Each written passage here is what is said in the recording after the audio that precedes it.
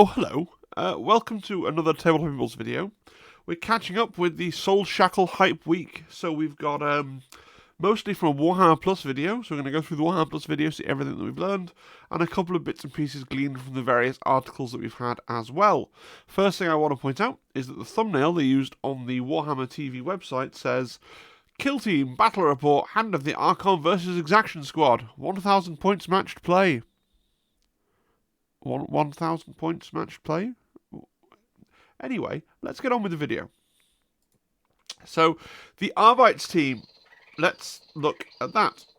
So, it is effectively an 11 model team. They've got the Proctor Exactant with his combat shotgun and a Nuncio Aquila, the Subductor with a shock maul and assault shield, the Leashmaster and the Cyber Mastiff, which I very much get the impression that to take the Cyber Mastiff, you have to take the Leashmaster with the Apprehend ability. The Castigator, who has Castigator's Arrest and an Excruciator Maul. The Marksman with his Executioner Shotgun and a Take Aim ability. A Gunner with a Heavy Stubber. A Gunner with a Weber. The Revelatum with an ability called Soul Guilt Scan and First in the Field.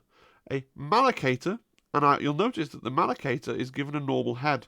So if you've seen my previous video, you notice I didn't like the head on the Malacator. I'm obviously not the only one, because this Malacator has not got the stupid kind of cancer treatment head, which is good.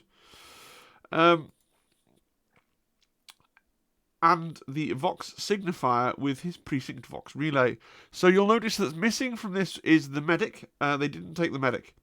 So this tells us a couple of things. Even though we know the box has enough parts for all shields, it seems very likely that as far as kill teamers are concerned, you can take a single subductor. Maybe you can take more subductors, we simply don't know. It is possible. But it also seems like this is going to be a two-box team if you want to build out your roster. We've got a gunner option that's not been taken, and we've also got the medic that's not been taken. So do bear that in mind. If you're going to go all in heavily on this team, if you want to build out the full roster, you're going to need to pick up a second box, or go on eBay, because you're going to have the spare parts. You're only going to really need bodies. So maybe if you find other Arbites players, get a box and cannibalize it between like 4 of you. But yeah. From what I could tell in the video, the Arbites have 7 wounds. I'm assuming they had a 4-up save. I didn't actually pick up anywhere exactly what their saving throw was, but they are APL 2, 7 wounds. I'm assuming a 4-up save. They have a sort of hidden BS stat of 4+, but their combat shotgun, which most of them are armed with, gives them effectively like a hidden +1 at close range and a -1 at long range. So they're 3-up hits, 4/4 close range with their combat shotgun, and at long range they're 5-ups, 2/2, 4-up. I feel like they're going to struggle on an open board with that long-range shotgun profile, but people are always saying to me that actually, more of the game takes place at short range than you imagine, so maybe it's not so bad. Let's start to look at each of those in detail with everything we've learned about them. So the Proctor Exactant. So it was revealed today that this guy has effectively got 3 build options. So this was the first image that we saw of the Proctor Exactant with his Nuncio Aquila attached to him, right? Then we've got the Proctor Exactant with his shot. This is the same. Mechanically, these two are the same, but this has just got his little repression baton drawn and pointing, right? And then this is an alternate build that you can give him, where you give him the shield and a beefier weapon. Now, there's some really interesting questions here. As far as I can see, mechanically, these are the same thing. So you're never going to build this version for Kill Team, right? A, because it looks like this is going to snap off. But B, this makes the model physically taller. So you'd have to always be sort of house ruling with your opponent. Oh, can we say that we can't draw a line of sight to the Nuncio Aquila, because you could build it this way and the model is shorter, right? Now the second thing is the Nuncio Aquila. If we look here, deploy Nuncio Aquila. The first time this operative performs this action during a battle, place one of your Nuncio Aquila tokens within red, horizontally, and any distance vertically of this operative. Each time this operative performs this action thereafter, you can move this Nuncio Aquila token up to red horizontally and up to any distance vertically. This operative cannot perform his action while within engagement range of an enemy operative. So you want to build it so you've got the separate little Nuncio Aquila that you can fly around the map. Except as soon as I said that at work today, Zimbad, as quick as a flash, in a uncharacteristically, I guess, literal approach to rules and gaminess, was like, yes, but it's a token. So if your opponent, like, a token is defined in the rules of Kill Team as a thing that can be stacked on, and all the measurements are from the center point. So actually, as cool as this is, if you really play it against people who are really, wanting to be very, very precise, you may actually irritate your opponent by trying to use your cool model, because a little cardboard counter is more appropriate for what it is. It's difficult. I would certainly want to use the model. What I'd probably do is use the model and then just be willing to replace it with a counter at any point where it became a thing for my opponent, right? Because there is a cool miniature. It's a cool piece of plastic. They may end up FAQing it since there's a miniature in the box and say, oh, actually, use this model for your token. I think that's going to get asked as an FAQ question, like, do we use the model as the token, or is it a token in the normal sense where we use the little cardboard disc? I think that will end up being asked. Because right now a token is just like a flat point on the plane of the board that can be stepped on. So, but in any event, I think you're building him like this, and then I think you're using this or not, depending on what your opponent and your own sort of sense of fun tells you should be doing. You can have that debate in the comments, that's fine. What does the Nuncio Aquila actually do? So, it's like a Shrive Talon, basically. Each time an operative will perform a mission action or the pickup action, if that enemy operative is within blue of your Nuncio Aquila token, or this operative if the token has not been placed, one additional action point must be subtracted to perform that action. See the deployed Nuncio Aquila action opposite for how that token is placed. When determining control of an objective marker, your Nuncio Aquila token or this operative, if that token has not been placed, is within blue of treat enemy operative total APL as being one less. Note this is not a modifier. Of course, what you do, right, because we just said this was a 2-box team, so you assemble this version of the leader and this version of the leader, and then you deploy this one on the battlefield until you deploy Nuncio Aquila, and then you replace this model with this one. I mean, that's the cool person's way of doing it. Assuming that the shotgun ends up being the pick and not the right shield. The shotgun is pretty good, but actually I think if the right shield's an option, this could just be for 40k, because you can make a squad of shield guys. I actually think the right shield might end up being the odd meta option, but we'll talk about that when we come on to the right shield guy, which we're going to do right now. So this is the Subductor. We didn't see that much about the Subductor. He's got the standard shield rule of always being able to parry twice, which is good, and he has an additional rule for repress. Each time he fights in combat with the weapon, you are the attacker. So you can be charged, doesn't matter. You can always do 2 parries at the start of every combat, which makes him very survivable. Which is pretty interesting when we come on to look at, where did I put it? The Arbite special rules. Sorry, my slides are out of order, but fine. The Arbite special rules, Ruthless Efficiency. Each time a friendly operative with this ability makes a shooting attack with a weapon that doesn't have the blast special rule or the word grenade in its name, in the select valid target step of that shooting attack, enemy operatives within red of it can have other friendly operatives within engagement range and still be selected as a valid target. So what that does mean effectively is that you could, tar pit somebody with your shield guy and then just pop someone else along and shoot them in the head with the shotgun, which is quite good fun. His mace, from what I could tell from the video, it was 4 attacks, and the crit damage was a 4, and that is all I caught from the video. I'm sure there could be more to it than that. That's quite disappointing for what looks like a combat specialist, but it seems to be 4 attacks with something, probably 3-4, right? Probably 3-4. But that's not wonderful. You'd hope for stun or something like that as well, but that seemed to be what it was all about, right? Okay, we got the Leash Master and the Cyber Mastiff. So there's a lot going on here. First thing to point out is that the Leash Master does have a shotgun on his back. So this pistol that the model is modelled with is totally pointless. Because in Kill Team anyway, you're always going to use the shotgun. So you have on the Leash Master for 0 AP, you've got the command ability. As long as you're within red of your Cyber Mastiff, you can change its attack pattern.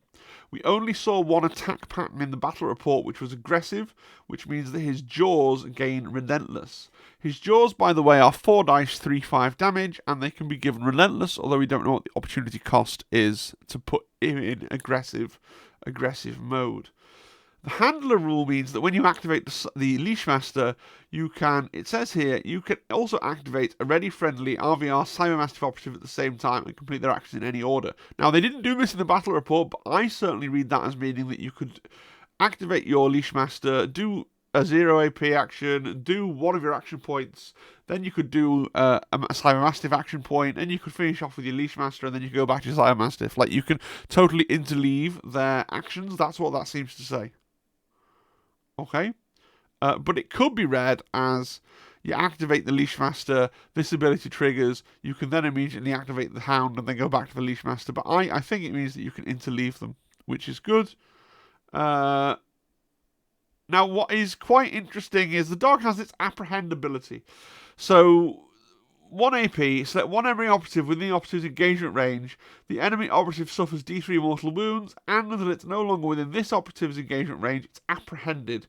Each time an apprehended enemy operative will perform a fallback action, your opponent must roll 1d6, adding 1 to the result for each wound it has remaining that's greater than this operative's remaining wounds. If the result is less than this operative's remaining wounds, that enemy operative cannot perform the action points are refunded. Now, in my circles, most folks don't fall back. Like, they would simply choose to punch the dog. I think there are certain teams in certain situations who are poor in combat and have really good shooting weapons where this might be useful.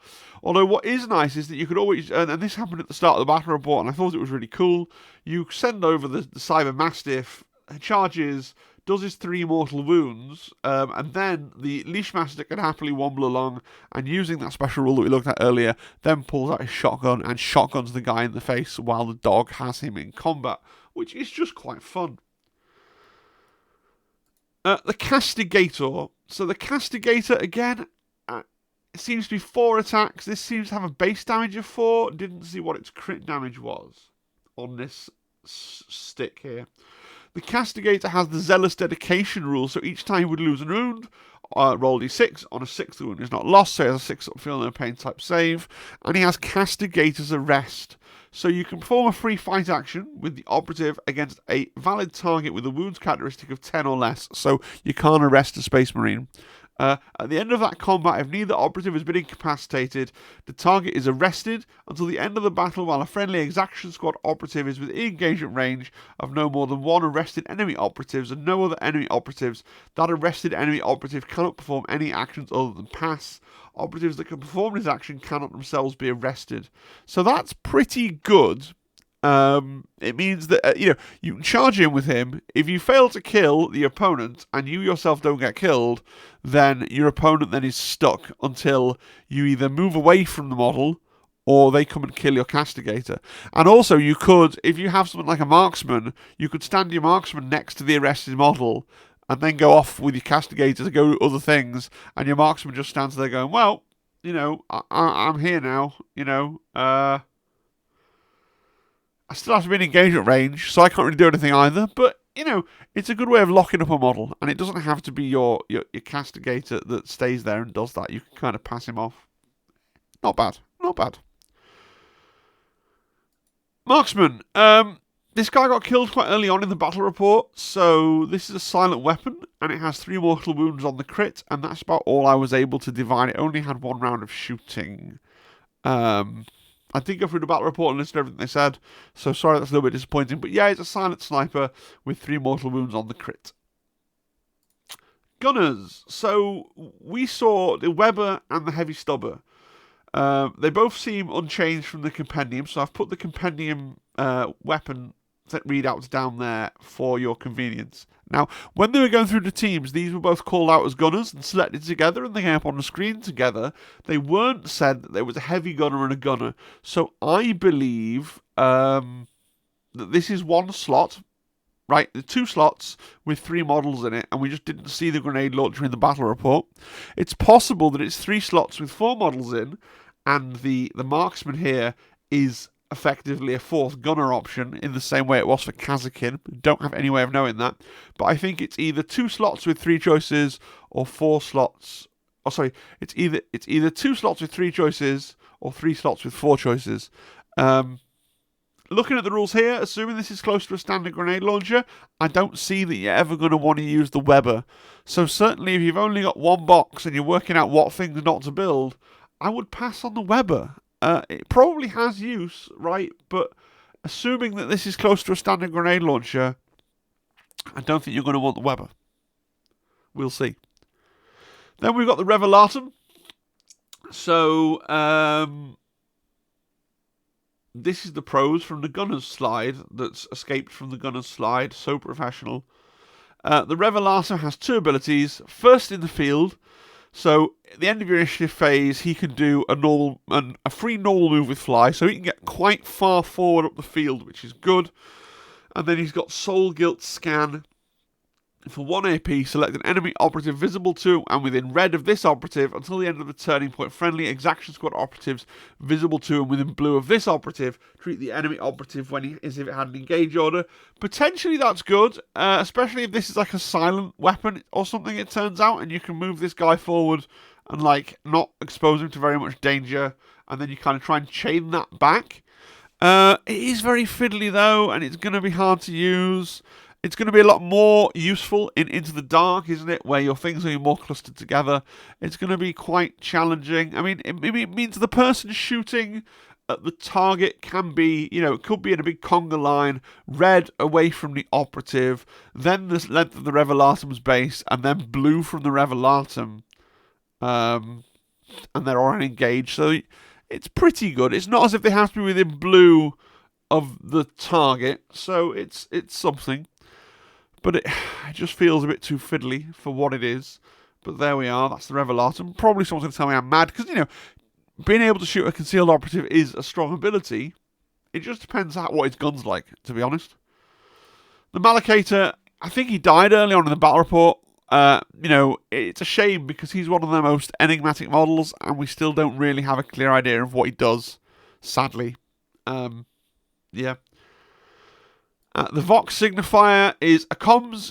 It's a reasonably good version of the comms in that it doesn't have any range limitation. It does need line of sight though, so it's not quite as good as I think it's the Kazakin comms, where the Kazakin comms can just literally be behind a wall. The Vox Signifier has to have line of sight, but doesn't have a range limitation on his comms ability, and then he has a shotgun as well, which is pretty good. Let's have a little look at the Arbite's equipment, and again we have no idea if this is all the equipment. So you've got the option to have a shot pistol. So the shot pistol was given to the Subductor because the Subductor doesn't seem to have a ranged weapon by default. Everyone else seems to have a ranged weapon, so I'm guessing this is just an upgrade for the Subductor. 4 dice hitting off 4s, 3, 3, 1. It's not bad for 1 EP if you've got the spare EP. And then they've got a crack grenade. We know what a crack grenade is. I'm going to go on a limb and presume they have access to frag grenades, even though frag grenades were not taken in the battle report. They've got access to a stun grenade. I don't think this is particularly changed. I really don't like stun grenades because they're too random. And then they've got a really interesting thing called the strobing phospholumen for 1 EP. Each time an enemy operative visible to him within red of this operative fights in combat or makes shooting attack against a friendly operative within circle of this operative, in the roll attack dice step of that combat or shooting attack, your opponent cannot re-roll their attack dice. Well, against certain teams, that's really good. If you're playing against novitiates, or if you're playing against intercessors with the tactical doctrine, or Grey Knights, 10 strobing phospholumens, please, thank you. Just because I don't want you to have any of your re-rolls ever, right? I'll just turn that mechanic off, right? You're done. Now, this does require you knowing.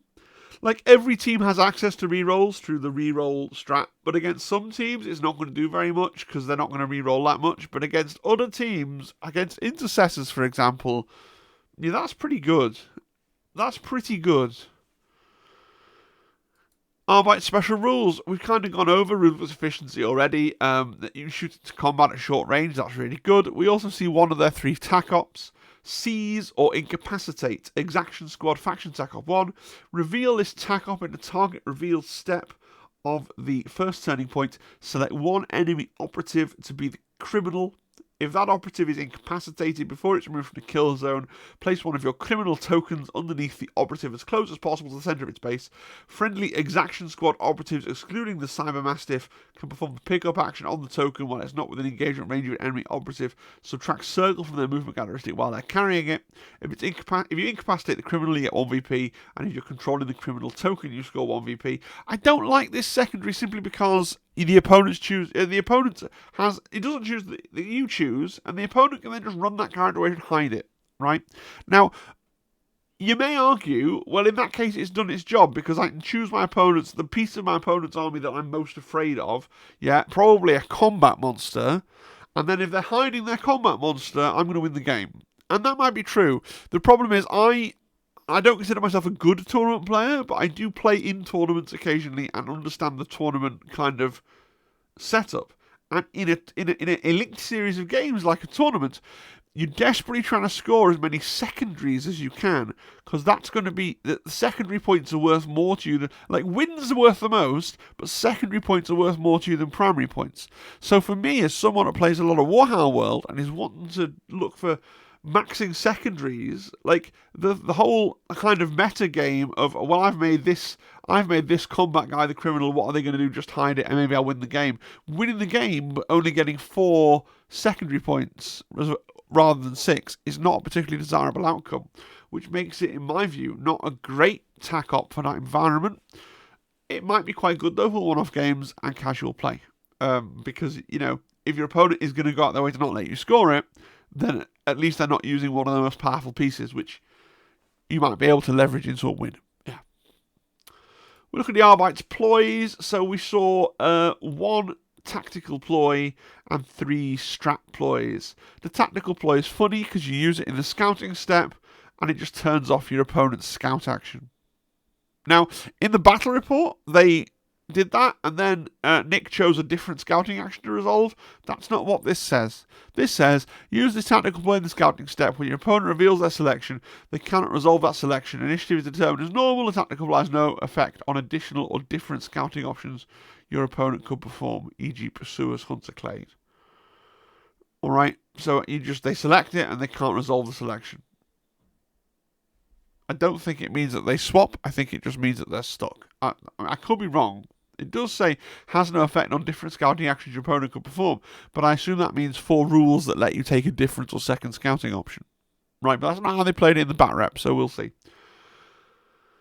And then we got 3 strat ploys. So, in Violate Jurisdiction, until the end of the turning point, each time a shooting attack is made against a friendly Exaction Squad operative within circle of an objective marker or an enemy operative, in the roll defense dice step of that shooting attack, you can reroll one of your defense dice. I love it. I'm going to try and do it nearly every turn, probably. Dispense Justice. Each time a friendly Exaction Squad operative fights in combat in an activation, including an enemy activation in which it had not moved more than its movement characteristic, in the roll attack dice step of that combat, you can reroll one of your attack dice. I don't like it. Each time an operative fights in combat in an activation, including an enemy activation where it had not moved more than its movement characteristic. So if you charge, but you don't need the last circle in your charge, or if it's an ongoing combat, or if you're fighting back in an opponent's combat, you can reroll 1 attack dice. It's a CP for rerolling an attack dice in combat if you meet some of the criteria, which isn't great. Like, if you really want to reroll, unless you've got multiple combats going on, if you really want to reroll an attack dice, you can spend a CP to reroll an attack dice, and you don't have to decide in advance that you might want to reroll an attack dice, right? So maybe if you can see that you're going to have 2 or 3 combats that turn, then you might consider this one, but I don't like it. Terminal Decree. Until the end of the turning point, each time a friendly Exaction Squad operative makes a shooting attack against an enemy operative within 2 circle of it, in the roll attack dice step, you can reroll one of your attack dice. This I like much better, because shooting at somebody within 2 circle of you, pretty likely to happen, giving you shotguns and getting a free reroll. That's quite good. Dark Eldar now. So we finished with the Arbites onto the Dark Eldar. The Dark Eldar are a 9-man team. That seems to be the Eldar's thing. They are a BS 3+ team with a 4-up save. and they are APL 2. So, Nick selected an Arch Cyberite with a Splinter Pistol and a power weapon, a Flayer with Pain Sculptors, a Crimson Duelist with a Crimson Assault special rule, a Disciple of Yelindra with a Stinger Pistol and Torment Grenades, an Elixium with a Painbringer, a Gunner with a Blaster, a Heavy Gunner with a Splinter Cannon, a Sky Splinter Assassin with his Razor Wing and Omen ability, and a Billy Basic Cabalite Agent that has Take Aim. And I think, it didn't use it in the game, but I think Take Aim is, like, don't Corsairs have an ability called Take Aim on their basic troopers as well? I think it'll be that ability. So we learn that this is a 9 model team, and you're forced to take a basic trooper because you only got given a couple of specialists. And so your only options are going to be on the gunners. So you've got 2 gunner options not used. Big advantage here is that you've got a spare model, so you're only actually missing 1 potential model from your roster if you get this box, which is cool. So you've only got to try and source 1 extra Dark Eldar, and there'll be loads of them on eBay because you can just get one of the gunners. It'll be a Billy Basic Dark Eldar that you'll have to track down. There'll be hundreds of thousands of them on eBay, so that's not a problem. The Arch Sybarite. So we're aware of at least 2 builds for the Arch Sybarite. I'm assuming that there's a third. Okay, so the Arch Sybarite that was used in the Bat Rep has a power weapon and a splinter pistol. The Arch Sybarite that we've seen previewed earlier has a blast pistol and a venom blade. So a power weapon is a power weapon is a power weapon. We're assuming that a venom blade is worse than a power weapon, and this is the new blade, but we're assuming it's actually a downgrade and it's being paired with the blast pistol to balance the awesomeness of the blast pistol out. There is an Agonizer Whip on the sprue, so I'm assuming there's some kind of third option that includes the Agonizer Whip. Does the Agonizer Whip get paired with the Blast Pistol, or does the Agonizer Whip get paired with the Splinter Pistol, or do we not have an Agonizer Whip choice? Don't know. The Arch Sybarite hits on a 2+, so I was able to glean that for you, so you potentially get a 2+ Blast Pistol, which is pretty cool. And he has an ability called Cunning. In the play strategic ploys step of each strategy phase, if you pass at the first opportunity, you gain 1 CP. So if you choose not to use any strat ploys, you get a bonus CP, which is pretty good, especially in turn 3 and 4. If you've ended up burning through your CP, it means that you can get more CPs back and have a better chance of using some of your tactical ploys, right? The Flayer, the first of your combat monsters. So his Pain Sculptors are 4 attacks, weapon skill 3+. Didn't catch the normal damage, but the crit damage is 5. And he has a rule insensible to pain. Each time he fights in combat or shooting attacks made against him, subtract 1 from the damage characteristics of weapons the enemy operative is equipped with for that combat or shooting attack, which is pretty good. The Crimson Duelist, 4 attacks hitting on 2s, didn't catch the damage statistic, really sorry, and has an action to fight twice. Okay. Disciple of Yelindra, didn't use a pistol in the game, but did throw a Torment Grenade. The Torment Grenade is flipping disgusting.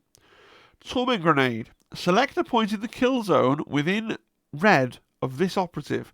Roll 1d6 for each other operative within circle of that point, and for each roll, add 1 to the result if the other operative has a save of 4 or plus or worse.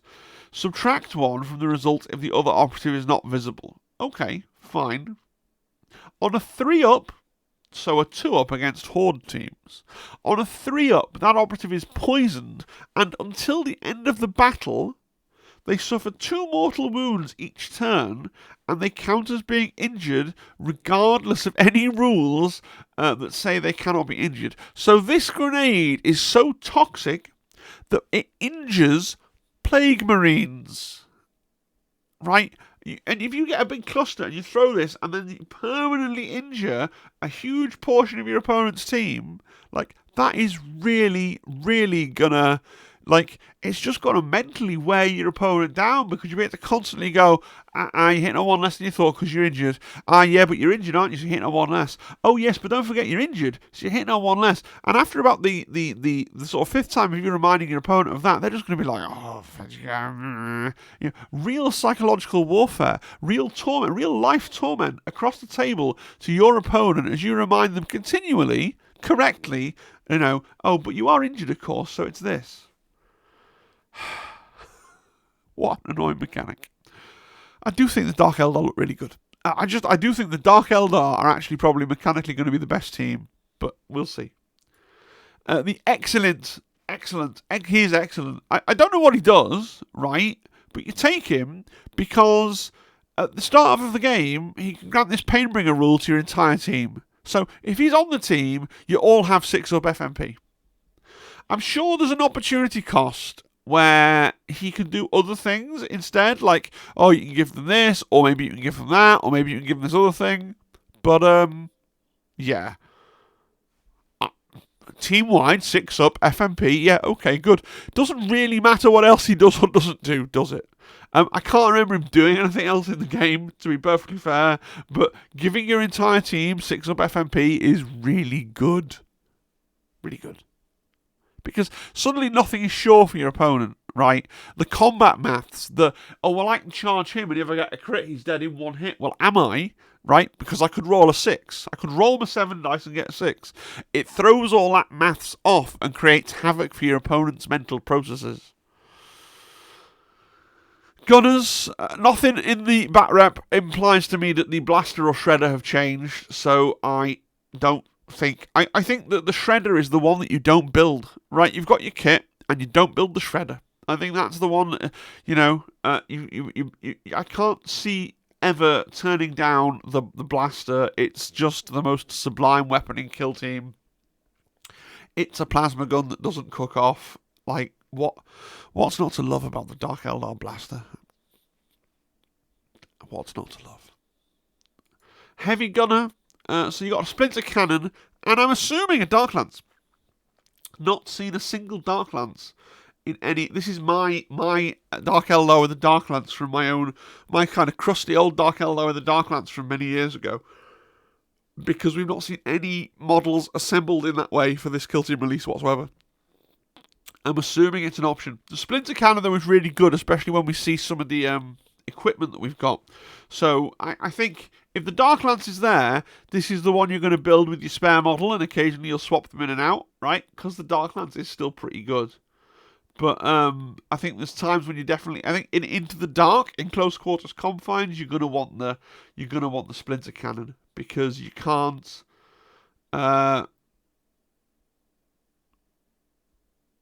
You can't go on guard because you can't do an Overwatch action with an unwieldy weapon, right? So that's really lame for Into the Dark games. So I think you roster both of these, assuming the Dark Lance is actually part of the thing. They could just be like, yeah, you can't have a Dark Lance in Kill Team. We decided that was a stupid anti-tank weapon, so you can't have it. It's possible. It's possible.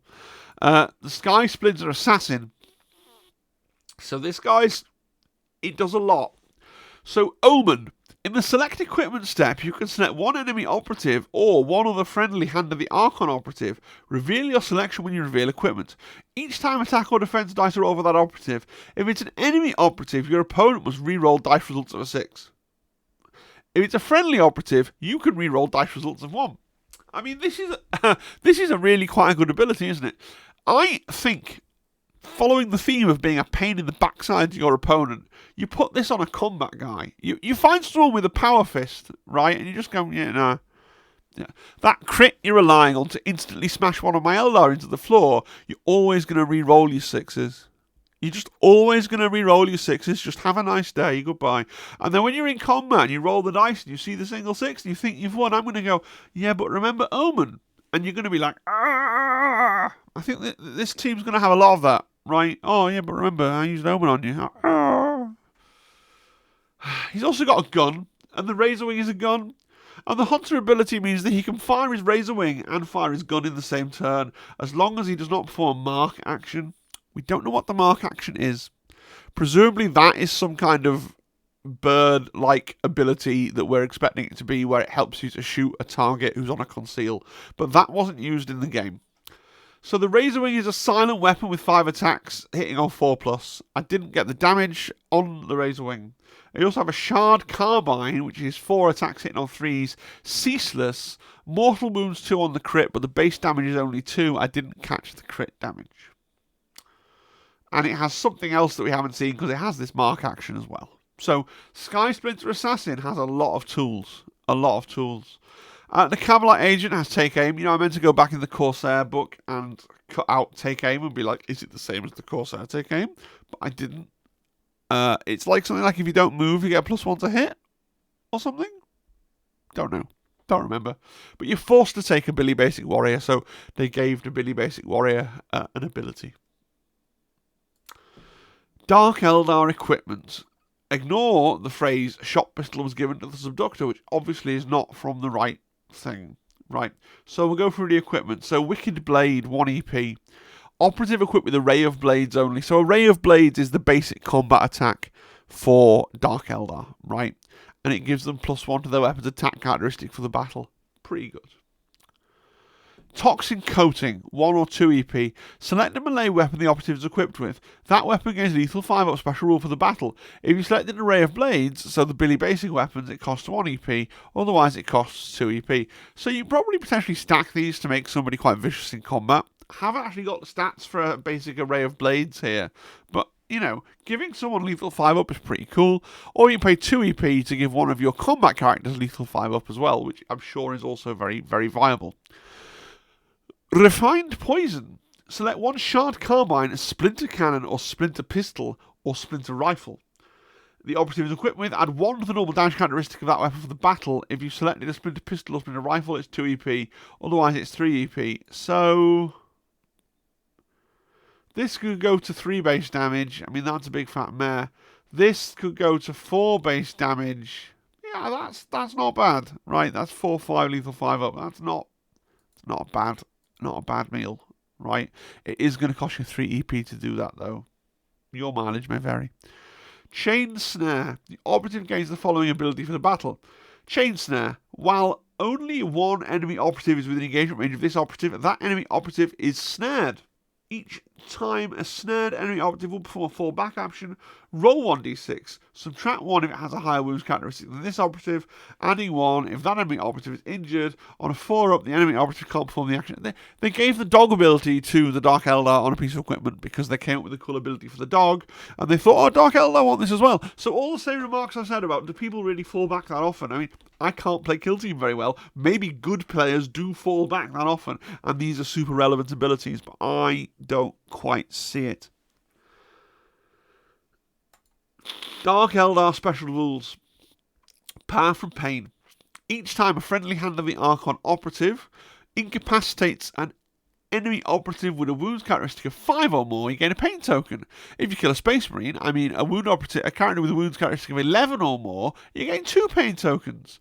And you can spend that friendly operative's pain tokens on invigorations when the when condition is met. For each pain token you spend, remove from the operative, with the exception of stimulated senses, each invigoration can only be used once per action. So you've got this little menu of 3, okay, so you can spend a pain token to gain an APL when you activate the model, to gain a free dash even if you've done a charge, or to get a free reroll. That's quite good. There's a lot of bookkeeping though, because you're going to have to track these pain tokens per operative. Hope you like loom bands or beads or something, right? That's just a little bit, okay, mechanically fiddly. It would be easier if it was in like one giant pool and you could spend it from the pool. That would make it more powerful as well. I get that, right? And the team seems quite strong. I'm not saying they need it as a mechanical buff, but as a quality of life thing, it seems like it's a pain in the backside. Now, maybe you'll always end up spending it as soon as you get it, but I still think it's annoying from a quality of life perspective. Pay the soul debt. This is the faction TAC-op that we saw. Reveal a TAC-op. The first time a friendly hand of the Archon operative gains a pain token. So when you've killed somebody, start a soul debt tally. Adding 1 to the tally each time a friendly hand of the Archon operative gains a pain token. If your soul debt tally is 7 or more, you score a VP. If it's 9 or more, you score a VP. So to get 2 VPs, you've got to basically table the opponent. I don't know if I like that or not. Right? I want to see how often you table an opponent with this team, and what their other TAC ops are. It's perhaps a little bit difficult, right?